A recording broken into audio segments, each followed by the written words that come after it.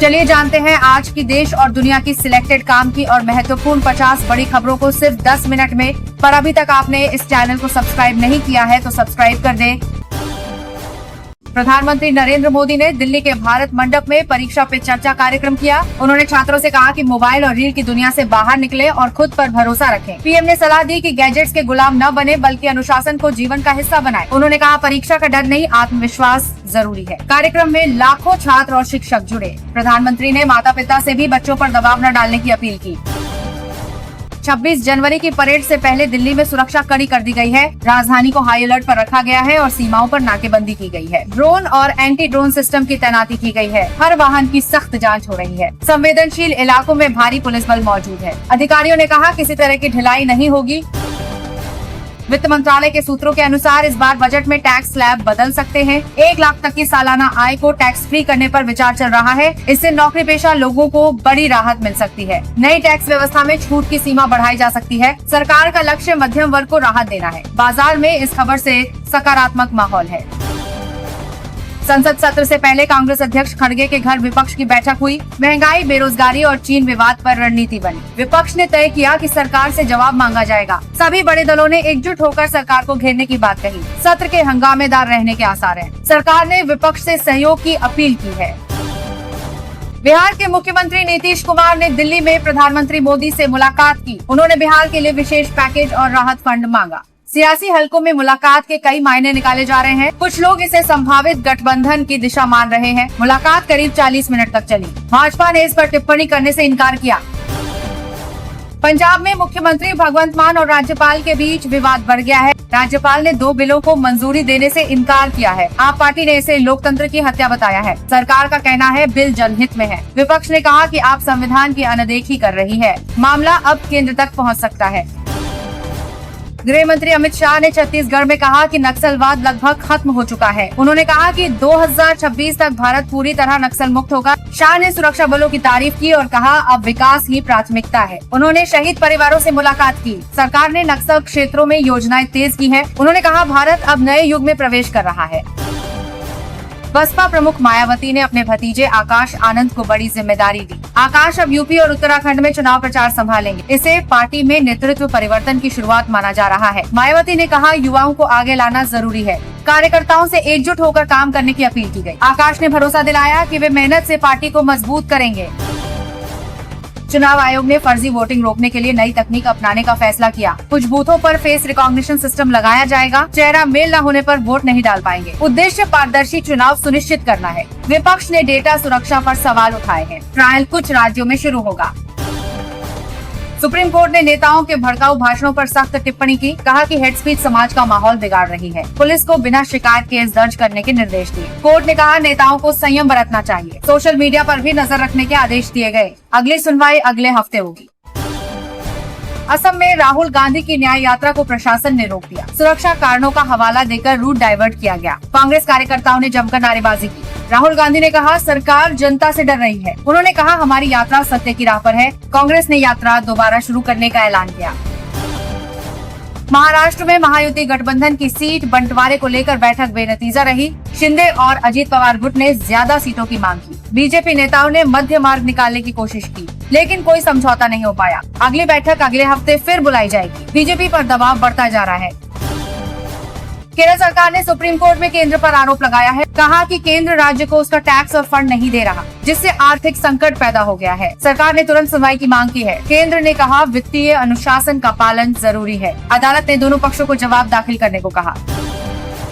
रक्षा मंत्री राजनाथ सिंह ने जम्मू बॉर्डर के स्मार्ट बंकरों का निरीक्षण किया। उन्होंने कहा सरकार गांव वालों की सुरक्षा को लेकर गंभीर है। पाकिस्तान की गोलीबारी से बचाव के लिए 500 नए बंकर बन रहे हैं। राजनाथ सिंह ने जवानों से मुलाकात की और हौसला बढ़ाया। उन्होंने कहा सीमा सुरक्षा सरकार की प्राथमिकता है। सेना ने इलाके में निगरानी बढ़ा दी है।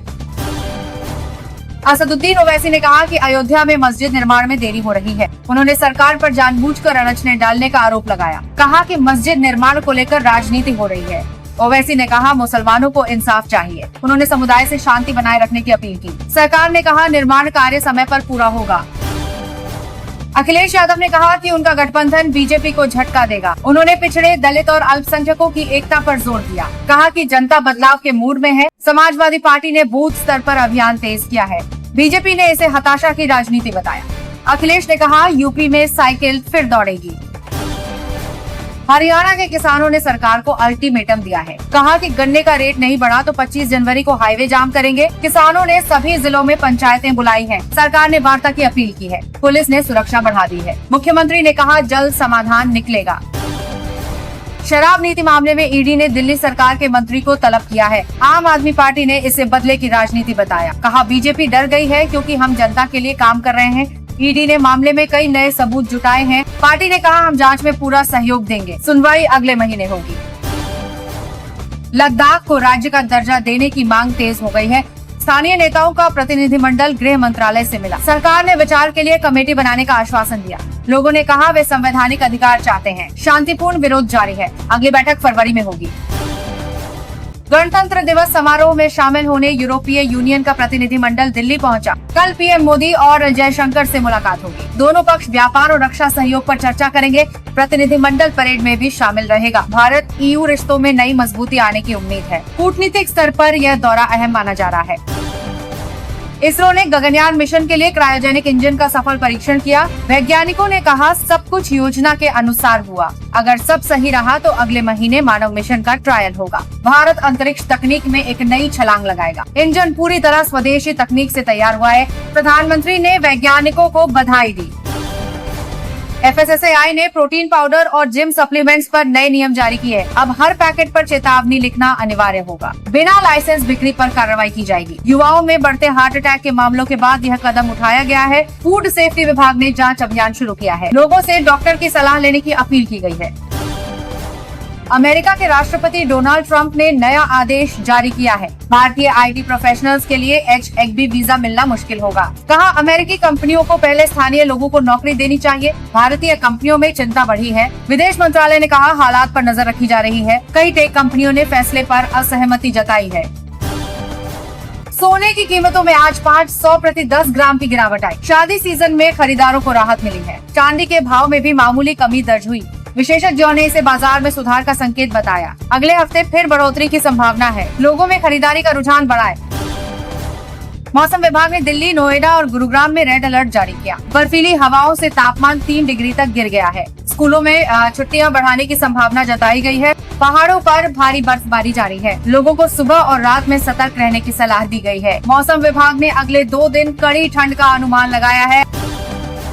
मेटा ने नया अपडेट जारी किया है, जिससे व्हाट्सएप स्टेटस अब फेसबुक स्टोरी पर शेयर किया जा सकेगा। यूजर्स को दोनों ऐप्स अलग अलग खोलने की जरूरत नहीं होगी। यह फीचर धीरे धीरे सभी खातों में लागू किया जा रहा है। कंपनी का कहना है, इससे यूजर अनुभव बेहतर होगा। डेटा गोपनीयता पर पूरी सुरक्षा बरती जाएगी। फिलहाल इसे चुनिंदा यूजर्स के लिए टेस्ट किया जा रहा है।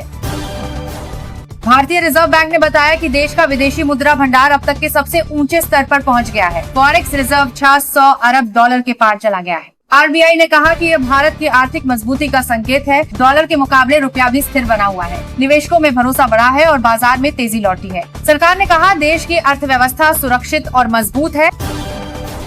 मारुति सुजुकी ने अपनी पहली इलेक्ट्रिक SUV इवेक्स को लॉन्च कर दिया है। कंपनी का दावा है कि ये एक बार चार्ज होने पर 550 किलोमीटर चलेगी। इसकी कीमत टाटा नेक्सॉन EV के आसपास रखी गई है। कार में फास्ट चार्जिंग और एडवांस फीचर दिए गए हैं। मारुति अगले साल से बड़े पैमाने पर उत्पादन शुरू करेगी। ग्राहकों में इस कार को लेकर उत्साह देखा जा रहा है।